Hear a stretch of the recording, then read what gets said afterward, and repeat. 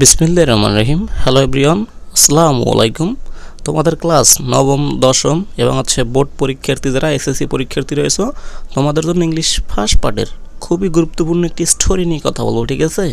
তোমরা কিন্তু আগে একটু আমার কথাগুলো বোঝার ট্রাই করো। সেটা হচ্ছে তোমাদের কিন্তু দুই রকমের স্টোরি আসে। একটা হচ্ছে বানিয়ে বানিয়ে লিখতে হয়, আর একটা হচ্ছে কি ট্র্যাডিশনাল, যেগুলো আমরা ছোটোবেলা থেকে কি এখানে শুনে আসছি। ওই যে একজন কাঠুরি কাঠ কাটতে যায়, কুড়োলটা পড়ে যায়, তারপর কি সেগুলো ব্যাগ দেয়।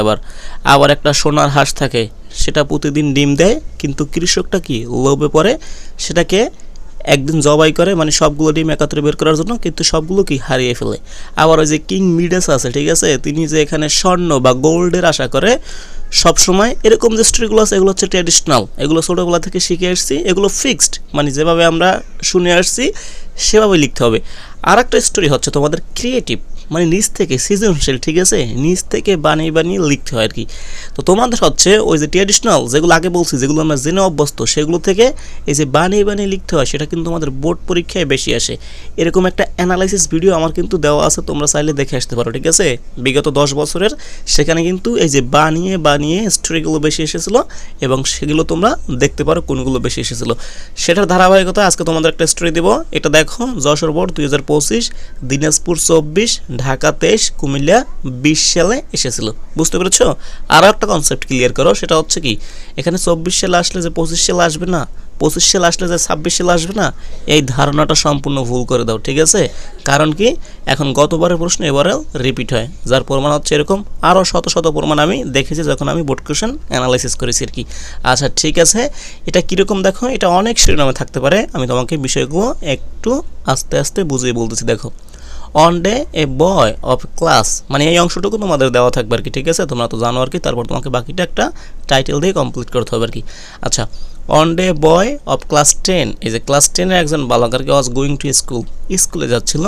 সাডেনলি, হ্যাঁ, হি স এ মানি ব্যাগ, তিনি একটা মানি ব্যাগ দেখতে পেলো। আচ্ছা, ড্রপড বাই সামন অন দ্য রোড, কেউ রাস্তায় ফেলে গিয়েছিল আর কি। আচ্ছা, হি ওয়াজ কোয়াইট মানে সম্পূর্ণ, অ্যাট এ লস মানে একদম, মানে কি করবে এটা বুঝতে না পারা, ঠিক আছে, একদম বিভ্রান্ত হয়ে যাওয়া আর কি। মানে তিনি মানি ব্যাগটা দেখে কি করবে একদম সম্পূর্ণ এটা না বুঝেই একদম বিভ্রান্ত হয়ে গেছে। মানে এটাকে আমি স্কুলে নিয়ে যাব, না এখানে ফেলে রাখবো এই ব্যাগটা, না আমি এই ব্যাগটা নিয়ে বাসায় যাব, মানে এরকম বুঝতেছিল না কি করবে আর কি, বুঝছো?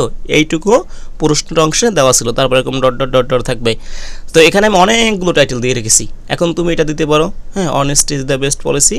কারণ কি, কারণ হচ্ছে এই ছেলে ব্যাগটা খুলবে, ব্যাগের মধ্যে টাকা পয়সা থাকবে, সেগুলো নেবে না তিনি, আবার কি যেখানে সত্যিকারের মালিক তাকে ফেরত দেবে। আবার এখানে এটাও দিতে পারো, অ্যান অনেস্ট বয়, যে টাইটেল দাও কোনো সমস্যা নেই, ঠিক আছে। আচ্ছা, অ্যান অনেস্ট রিক্সা পুলার, অনেস্ট রিক্সা পুলার কেন লিখে রেখেছি সেটা বলি। এখানে এই নামের পরিবর্তে, যে স্কুল বয়ের পরিবর্তে এই রিক্সা পুলার থাকতে পারে।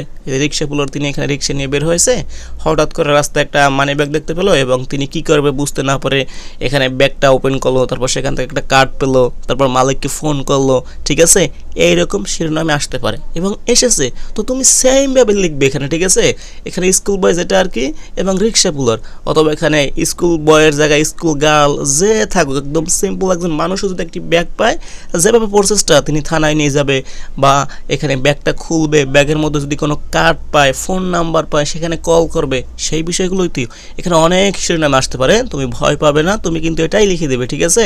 আমি অনেকগুলো কথা ব্যয় করলাম তোমাকে এই বিষয়টা বোঝানোর জন্য, তোমরা ভয় পাও ফ্রি হ্যান্ড রাইটিং লেখার ক্ষেত্রে, এই কারণে এই বিষয়টা আর কি।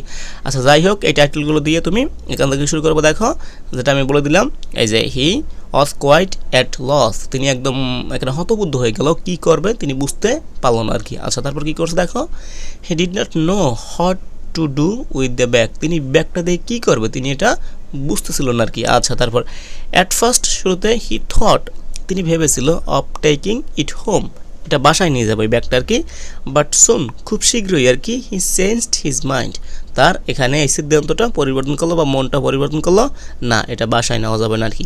আচ্ছা, হি নিউ, তিনি জানতো, that the owner of the bag might be very অরিড, কারণ কি তিনি বুঝতে পেরেছিল, the owner of the bag, ব্যাগের যে মালিক আছে, মাইট বি ভেরি অরিড, তিনি খুবই দুশ্চিন্তায় থাকবে আর কি, ঠিক আছে। আচ্ছা, পরবর্তীতে কি করেছিল তিনি, এই ছেলেটা, he picked up the bag, হ্যাঁ, তিনি ব্যাগটা নিয়েছিল, অ্যান্ড ওপেনড ইট, এবং কি এটা খুলেছিল। He found a lot of money and a small card inside it. তিনি ফাউন্ড খুঁজে পেয়েছিল এ লট অফ মানি অনেক টাকা অ্যান্ড এ স্মল কার্ড, হ্যাঁ, ইনসাইড ইট এটার ভিতরে একটা স্মল ছোট একটা কার্ড পেয়েছিল। আচ্ছা তোমরা এখানে একটি বলি, মোরাল একটা কথা বলি, সেটা হচ্ছে তোমরা যেরকম টাকা পয়সা কম বেশি ব্যাগ পেয়ে থাকো, ব্যাগ পায় না আর কি, টাকা পয়সা পেতে পারো, এটা চেষ্টা করবে। এখানে অল্প টাকা পেলে এটা তো রাস্তায় মালিক খুঁজে পাওয়াটা কষ্টকর, এখানে যারা গরিব আছে বা মসজিদ মন্দির যেখানে আছে সেখানে দান করে দেবে, ঠিক আছে, নিজে এগুলো খাবে না বা নিবেও না আর কি। আচ্ছা এখানে দেখো the card had the name, এখানে কার্ডে একটা নাম ছিল and address of the owner, এবং যে মালিক ছিল তার কি অ্যাড্রেস বা ঠিকানা দেওয়া ছিল আর কি। আচ্ছা the boy decided to return the bag, এখানে সিদ্ধান্ত নিল তিনি ব্যাগটা রিটার্ন দেবে, হ্যাঁ, টু ইটস ওনার, এর যে মালিক আছে তাকে আর কি। আফটার স্কুল শেষে he went the given address, ওই যে ঠিকানাটা দেওয়া ছিল সেখানে তিনি গিয়েছিল আর কি। আচ্ছা হি মিট এ ম্যান দেয়ার, তিনি সেখানে একজন মানুষের সাথে মিট করলো অ্যান্ড টোল্ড হিম এভরিথিং, এবং তাকে সব কিছু বললো। The man checked the bag, এখানে ব্যাগটা চেক করলো অ্যান্ড ফাউন্ড এভরিথিং সেফ, এবং সব কিছু একদম যেভাবে ছিল সেভাবেই পেয়েছিল।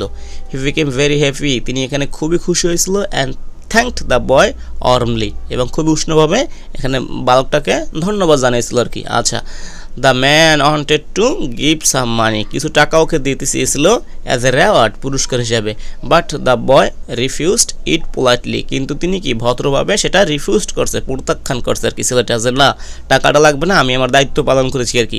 আর সেটাই বলেছে, হি সেড দ্যাট, তিনি বলেছে he had only done his duty, তিনি মাত্র শুধু তার দায়িত্ব বা কর্তব্য যেটা আছে সেটাই তিনি পালন করেছে। আচ্ছা তারপরে কি আছে দেখো, দ্য ম্যান, হ্যাঁ, প্রাইজড দ্য বয়, এখানে বালকটাকে খুবই প্রশংসা করলো ফর হিজ অনেস্টি, তার সততার জন্য।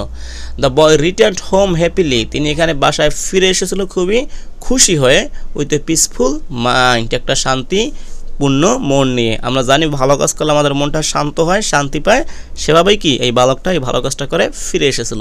এভাবেই যদি অন্য কোনো স্টোরি দরকার সেগুলো জানাবে, হ্যাঁ, এটাই আর কি। Thank you all.